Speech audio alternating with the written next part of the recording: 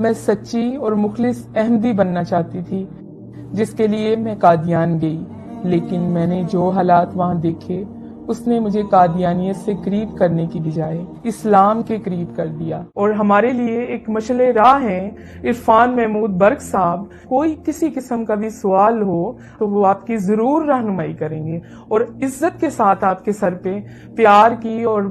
محبت کی ایک چادر بھی رکھیں گے جسے آپ کبھی بھی اپنے سے دور نہیں کر سکیں۔ میرا نام چندہ سمینہ کوثر ہے اور میرا تعلق چناب نگر سے ہے، جس کا پرانا نام ربوہ بھی ہے۔ میں نے بنیادی تعلیم ربوہ سے حاصل کی، ایف اے بی اے، اور اس کے بعد میں نے بی ایڈ جو ہے چنیوٹ کالج سے کیا۔ بی ایڈ کے بعد مجھے جانے کا موقع ملا اسٹوڈنٹ بیس پہ سوئٹزرلینڈ، ادھر سے پھر میں نے مائگریٹ کیا بیلجیم میں۔ بیلجیم میں موجودہ میری سچویشن جو ہے وہ میں بطور جج فیملی کورٹ میں فرائض انجام دے رہی ہوں۔ میں پیدائشی قادیانی تھی۔ میرے خاندان میں سب سے پہلے میرے پردادا قطب دین نے مرزا قادیانی کو امام مہدی مانا تھا۔ جب میں قادیانی تھی تو بھی اپنے آپ کو مسلمان ہی کہا کرتی تھی، بلکہ ٹرو مسلم کہا کرتے تھے ہم اپنے آپ کو۔ لیکن میرا اپنی والدہ کے ساتھ چھوٹی عمر میں قادیان جانے کا موقع بنا۔ یادداشت میری تھوڑی شارپ ہے، اس لیے مجھے ایک ایک دن یاد ہے قادیان کا۔ تو میں نے جو محسوس کیا کہ وہ ایک بستی میں سے ایک بدبو ہے، جیسے تعفن ہے، ہلکی ہلکی سی، یا جیسے کہتے ہیں کہ نالیوں کی یا گٹروں کی اس طرح کی ایک آتی ہے تعفن سا۔ دوسری میں نے چیز جو قادیان میں محسوس کی وہ تھی ایک ان کا کمرہ ہے بیت الدعا، اس میں بہت لمبی لائنیں اور کہتے ہیں اس میں جو جا کے دعا کرے گا وہ تو جنت کا بالکل ہی حقدار ہے۔ اس میں جب جانے کا موقع ملا تو اس میں ایک اور ہی قسم کی وحشت، اور دو تین لوگ ادھر کھڑے ہو سکتے ہیں، جلسے کے دن تھے۔ تو اس بیت الدعا میں مجھے کوئی بھی روحانی چیز نہیں نظر آئی۔ اس کے بعد جب میں نے مرزا قادیانی کی کتابیں اس لو سے شروع کی کہ مرزا قادیانی نے خود کہا ہے کہ ہر احمدی پہ 3 دفعہ میری کتابیں پڑھنا لازم ہے، تو مجھے پتا چلا کہ حضرت عیسیٰ علیہ السلام جو خدا تعالیٰ کے سچے نبی تھے اور پاکیزہ ماں سے پیدا ہوئے تھے، ان کے بارے میں جو گستاخانہ باتیں تھیں وہ میں جب اپنے والد سے شیئر کرتی تھی تو میرے والد جو ہیں بہت زیادہ خفا خون ہوتے تھے کہ یہ کوئی مولوی تمہیں پٹی پڑھاتا ہے۔ جیسا کہ روحانی خزائن جلد نمبر 19 میں مرزا قادیانی نے خود اپنے ہاتھوں سے تحریر کیا ہے کہ نعوذ باللہ حضرت عیسیٰ علیہ السلام جو ہیں وہ شراب نوشی کرتے تھے۔ تو اس طرح کے بہت سارے کفریہ کلمات ہیں جو ایک نبی کی شان کو بالکل بھی زیب نہیں دیتے۔ اس کے بعد جو کچھ ایسی باتیں ہوتی تھیں کہ بہت ہی زیادہ ایک بچی اپنے باپ سے نہیں کر سکتی، تو وہ باتیں میں اپنی ماں سے کرتی تھی اندھیرے میں، کبھی چھپ کے، کبھی پیٹی والے کمرے میں، کہ والدہ یہ چیزیں لکھی ہیں۔ تو میری والدہ ایک پڑھی لکھی عورت تھیں، تو پھر وہ مجھے کہتی تھی مجھے نشان لگا دو بیٹی، میں 10 بار پڑھوں گی اور اسے سمجھنے کی کوشش کروں گی۔ اور کئی دفعہ محلے کے مربی سے بھی میں رابطہ کرتی کہ آپ تو ہمارے استاد محترم ہیں، ہماری رہنمائی کریں، یہ باتیں دل میں ایک گرہ سی باندھتی جا رہی ہیں۔ اس سارے سلسلے کے بعد جب میں اپنے والدین سے بات کرتی، میری والدہ جو ہے قائل ہو جاتی تھی، لیکن میرے والد کبھی بھی قائل نہیں ہوتے تھے، بلکہ وہ کہیں نہ کہیں میرے لیے مرنے کی بد دعائیں کرتے تھے کہ یہ کیا اذیت ناک ایک بچہ میرے گھر پیدا ہو گیا ہے، کیونکہ میں سب سے بہن بھائیوں میں چھوٹی تھی اور سب سے زیادہ خدمت گزار تھی، اور میرے بہن بھائی سب سیٹ تھے یورپ میں، لیکن میں اپنے والدین کے ساتھ تا دم مرگ میں نے نبھا کرنے کا وعدہ کیا ہوا تھا خدا سے۔ اس کے بعد جو ہے میں نے کچھ عرصہ کے لیے اپنے والد سے ڈسکشن کرنا بالکل بند کر دی۔ خدا سے میں نے عرض کرنی کہ یا خدا، میں ایک عورت ہوں، ایک لڑکی ہوں، اگر میں اس عذاب سے نکلوں تو میں اپنے ماں باپ کے بغیر نہیں نکل سکتی۔ لیکن میرے والد کو آخری عمر میں کچھ ایسے خواب آنے شروع ہو گئے تھے اپنے متعلق، میرے متعلق، تو پھر وہ میں جب بھی ان کو فون کرتی بیلجیم سے تو وہ مجھے کہا کرتے میرے پاس جلدی سے آؤ۔ تو وہ کچھ آگ دیکھتے تھے، کبھی اپنے آپ کو جلتا دیکھتے تھے، تو کہتے تھے کہ تم میری بیٹی ہو، تم میری مرہم کر رہی ہو۔ تو اس طرح سے میرے والد کی جو نفرت تھی خدا تعالیٰ نے محبت میں بدل دی۔ پھر الحمدللہ 2015 میں وہ دن آ ہی گیا جب میرے والد جو ہیں بالکل باقاعدہ طور پہ مجھ سے ایگری ہو گئے کہ ہم اس کلٹ سے نکلتے ہیں، اور ڈھیروں لانتے ڈال کے مرزا قادیانی پہ ہم نے سچے دل سے اسلام کو قبول کیا۔ چونکہ بچپن میرا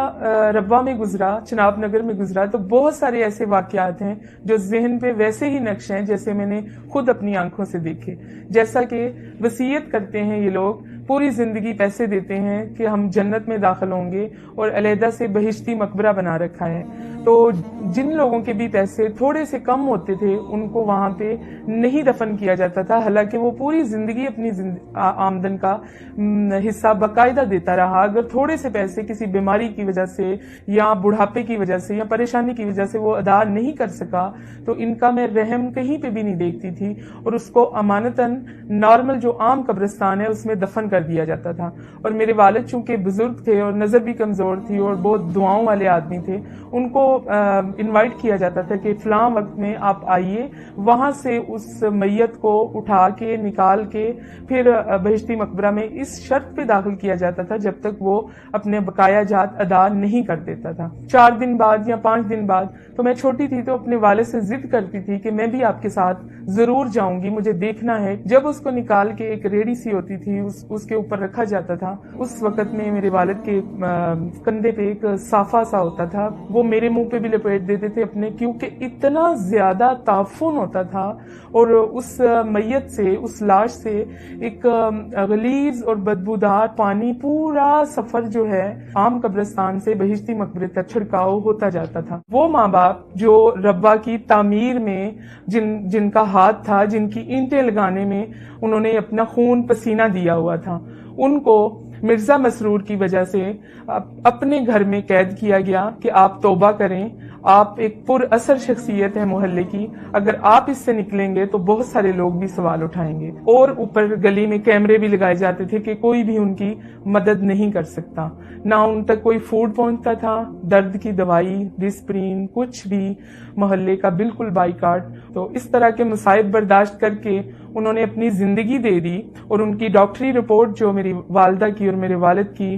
ڈیتھ سرٹیفکیٹ پہ ہے، وہ ہے کہ cause death because of hunger, بھوک کی وجہ سے موت۔ نہ کوئی ہارٹ کا مسئلہ تھا، نہ بلڈ پریشر کا، صرف ان کی وینوں کو جب چیک کیا گیا تو تقریباً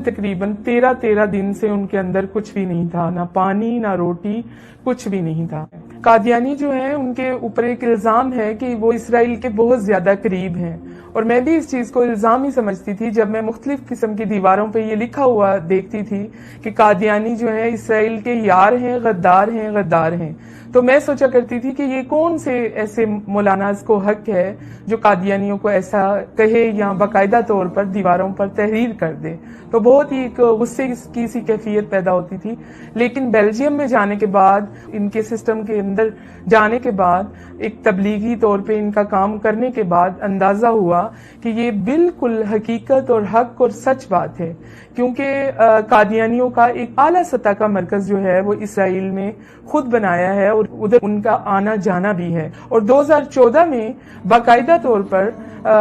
قادیانیوں نے چھوٹے چھوٹے ہر ایک کے کارڈز بنائے چپ کے ساتھ، جس میں آپ کی ہیلتھ، آپ کی ایجوکیشن، آپ کی عمر، آپ کیا کرتے ہیں، آپ پوری ایک بایوگرافی کے ساتھ، اور یہ انہوں نے اس نام پہ بنائے کہ یہ ہماری سیکورٹی کے طور پہ ہیں۔ لیکن وہ ایک قسم کا معاہدہ تھا اسرائیل کے ساتھ کہ ہم پاکستان کی طرف سے یہ والی کمیونٹی جو ہے وہ اتنی تعداد میں آپ کے ساتھ شانہ بشانہ کھڑے ہیں۔ تو میری یہ بات کا وہم اور یہ ایک غصہ اور نفرت یہ نکل گیا کہ یہ ایک الزام نہیں ہے، یہ حق اور سچ بات ہے۔ قادیانی جو ہیں وہ اسرائیل کے یار ہیں، اور یہ سچ ہے کہ قادیانیوں کو اسرائیل سے خاص قسم کی ایک انسیت ہے۔ ایک چیز جو میرے لیے اور بہت زیادہ قابل تکلیف تھی، اذیت کا باعث تھی، کہ جب بھی کوئی قادیانی مائیگریٹ کرتے ہیں پاکستان سے، یہ ایک ماحول کریٹ کرتے ہیں، سٹوری کریٹ کرتے ہیں پاکستان کے خلاف، کہ مولاناز جو ہیں وہ ہمارے پیچھے چڑھ گئے، ہماری بچیوں کو خطرہ ہے۔ یہ صرف اور صرف پاکستان کو اس طرح سے ڈاؤن کرنے کی باتیں کرتے ہیں کہ یہ ایک بہت ٹیرورسٹ سا کنٹری لگتا ہے دیکھنے والے کو، جس کی ایک مثال یہ ہے کہ پاکستان کے جو تحفظات ہیں یورپ میں یا دوسرے ملکوں میں، وہ قادیانیوں کی وجہ سے بھی بہت زیادہ بڑھ چکے ہیں، جس کی وجہ سے پاکستان گرے لسٹ میں جانے تک کی نوبت میں آ چکا ہے۔ میں خلوص دل سے سب قادیانیوں کو ایک پیغام دینا چاہوں گی کہ جب آپ اس ماحول سے نکل کر بہت ہی پرسکون زندگی کی طرف جانا چاہتے ہیں تو اسلام پہ غور و فکر کریں، قرآن پہ غور و فکر کریں۔ یہ نہیں کہ چند آیات کو آپ بحث کے لیے اٹھا لیں، اس پہ بحث کریں اور پورے قرآن کو آپ وہاں پہ دبا رہنے دیں۔ یہ تو کام منافقین کا تھا، کفار کا تھا جو وہ کرتے تھے۔ ضرور میرا ایک تہ دل سے پیغام ہے کہ مرزا قادیانی کی کتابوں کو اپنی عقیدت کا چشمہ اور محبت کا چشمہ اتار کے پڑھیے، سچے دل سے پڑھیے۔ اور ہمارے لیے ایک مشعل راہ ہیں عرفان محمود برق صاحب، کوئی کسی قسم کا بھی سوال ہو تو وہ آپ کی ضرور رہنمائی کریں گے اور عزت کے ساتھ آپ کے سر پہ پیار کی اور محبت کی ایک چادر بھی رکھیں گے جسے آپ کبھی بھی اپنے سے دور نہیں کر سکیں گے۔ اب میری زندگی کا مقصد صرف اور صرف یہ ہے کہ جو لوگ اندھیروں میں بھٹک رہے ہیں، جن کو راستہ کچھ بھی دکھائی نہیں دے رہا اور وہ اپنے تئیں سوال کرتے ہیں، اپنے تئیں جواب لیتے ہیں، ان کے لیے ایک آسانی میسر کرنا کہ وہ بھی اس نور کو پہچانیں، اس حق کو پہچانیں اور ایک سچے سفر کو جو زندگی میں بھی کامیاب کرے گا اور آخرت میں بھی شفاعت کا باعث بنے گا۔ اور زندگی بہت ہی آسان ہے فرمان مصطفیٰ صلی اللہ علیہ وسلم کے ساتھ، اور مرنا تو اس سے بھی آسان ہے شان مصطفیٰ کے ساتھ۔